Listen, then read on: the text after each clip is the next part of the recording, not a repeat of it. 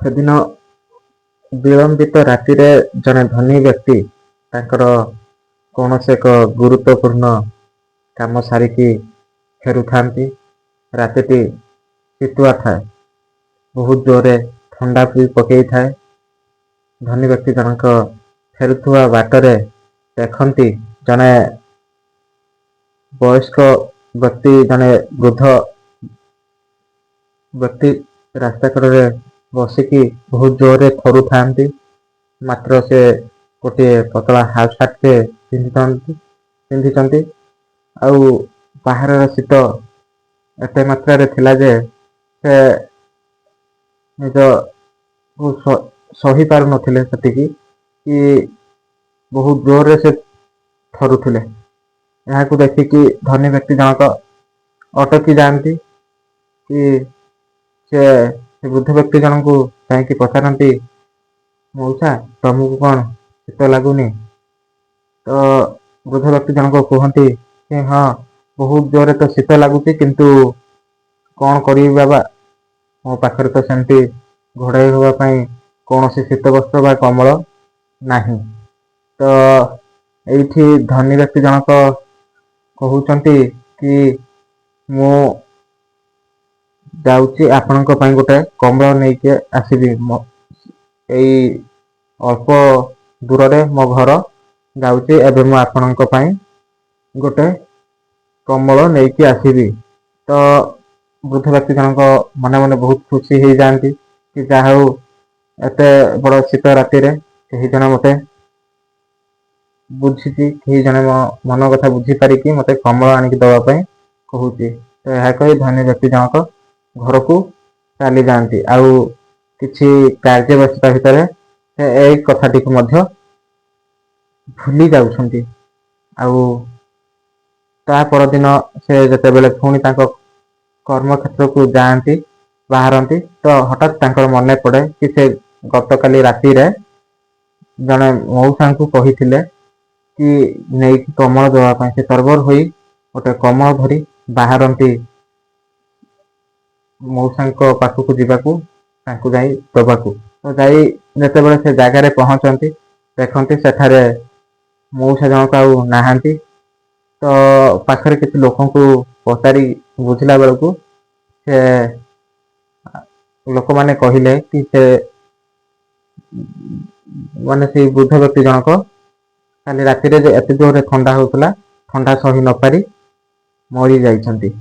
ତ ଏଇଠି ଧନୀ ବ୍ୟକ୍ତି ଜଣକ ନିଜକୁ ନିଜେ ଅନୁତାପ କରୁଛନ୍ତି, ମନେ ମନେ ବହୁତ ଭାଙ୍ଗି ପଡ଼ିଲେ, ବହୁତ ଦୁଃଖ ପ୍ରକାଶ କଲେ, ବହୁତ ଅନୁତପ୍ତ ହେଲେ କି କେତେ ବଡ଼ ଭୁଲଟେ ମୁଁ କରି ବସିଲି। କି ଗତକାଲି ରାତି ଯେତେବେଳେ ବହୁତ ଜୋରରେ ଶୀତ ହଉଥିଲା, ମୁଁ ମଉସା ଜଣଙ୍କୁ କହିଥିଲି କି ତାଙ୍କୁ ଆଣିକି କମଳ ଦେବି ବୋଲି। ତ କମଳ ଦେଇ ନ ପାରିବାରୁ ମୁଁ ତାଙ୍କୁ ଯେତେବେଳେ କମଳ ଦେଇ ନ ପାରିବାରୁ ସେ ବୃଦ୍ଧ ବ୍ୟକ୍ତି ଜଣକ ଆଜି ମରି ଯାଇଛନ୍ତି।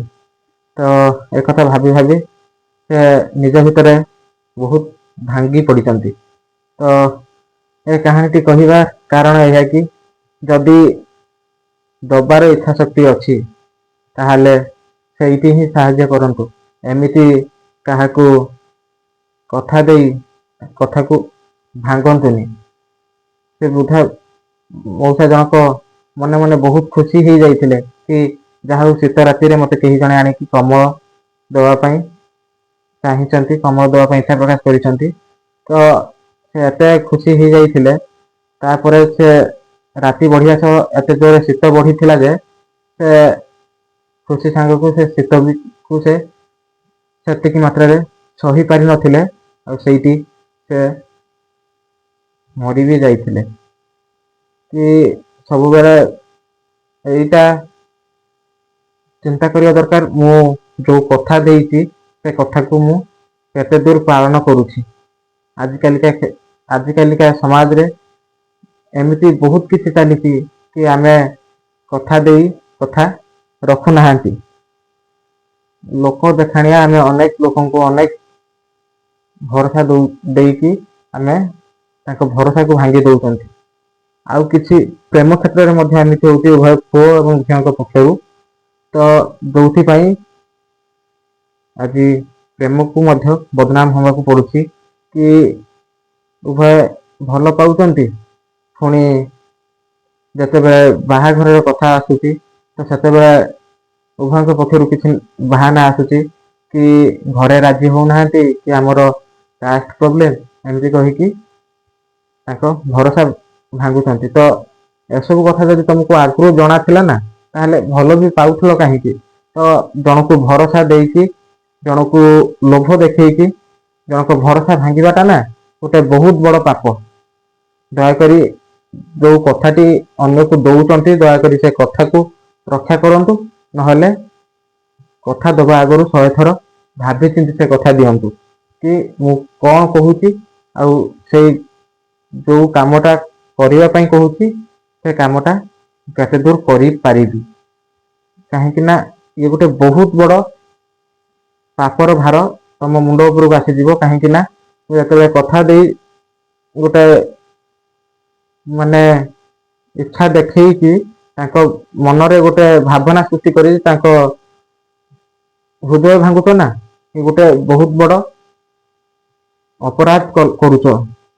ତୁମେ ସିନା ଦେଖିପାରୁନ କି ଜାଣିପାରୁନ କି ମୁଁ କଣ କରୁଛି, କିନ୍ତୁ ଏହା ପଛରେ ତୁମେ ଗୋଟେ ବହୁତ ବଡ ଅପରାଧ କରୁଛ, ଯାହା ପାଇଁ ତମକୁ ଗୋଟେ ବହୁତ ବଡ ଦଣ୍ଡ ମଧ୍ୟ ଭୋଗିବାକୁ ପଡିବ। ତ ତା ଆଗରୁ ସଚେତନ ହେଇଯାଆନ୍ତୁ, ଆଉ ଯାହା ବି କଥା ଦଉଛନ୍ତି ଭାବିଚିନ୍ତି ହିଁ କଥା ଦିଅନ୍ତୁ।